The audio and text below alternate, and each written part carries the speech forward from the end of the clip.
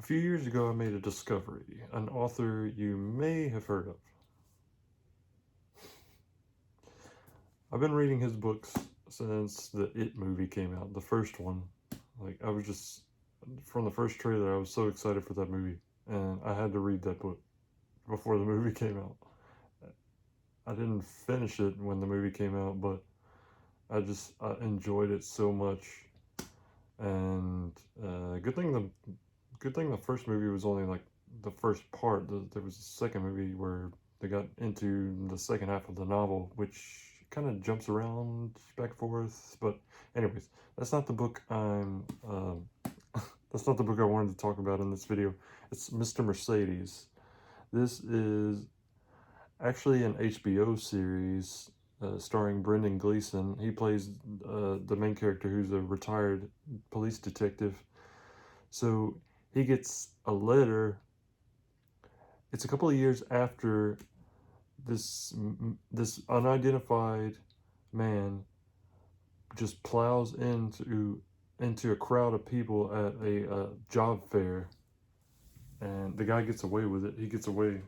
They never catch him, but it's a couple of years later, and the retired detective gets a letter from this guy, basically calling him out, saying, you never caught me and you never will. Like, I don't want to do it again or anything, but, just to let you know.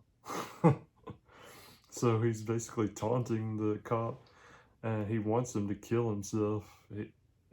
And it's such a visceral. All of King's novels are the ones I've read so far. A lot of them have been about humanity more than anything. What we would do in certain situations, like crazy situations, what would happen. All these what if stories that I don't know where he comes up with them. I'm sure he dreams them up sometimes. I've heard of authors just having crazy dreams, and then they're like, oh, I gotta write it down. But I know he heard of this. I know he got this idea from a particular instance, something that happened in real life.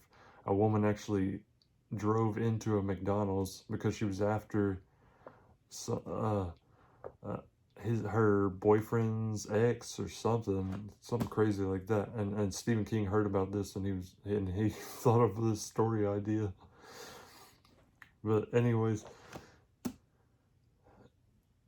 so the whole thing starts with the retired cop, getting the letter, and then he just starts corresponding with this guy, with the killer, the Mercedes killer, they call him, because he drove a Mercedes that he stole from someone. He actually got the woman who owned the Mercedes to kill herself because he started taunting her online, and he's gonna try and do the same thing with the cop. So, but at the same time, the cop's trying to find out who the hell this is. He's enlisting help. This boy who cuts his lawn, and the cousin of the woman who killed herself, and he does eventually find out who it is by the end. And what's interesting is King lets you know who the hell it is, like almost from the start. And I was thinking when I went into this, is he gonna let you know?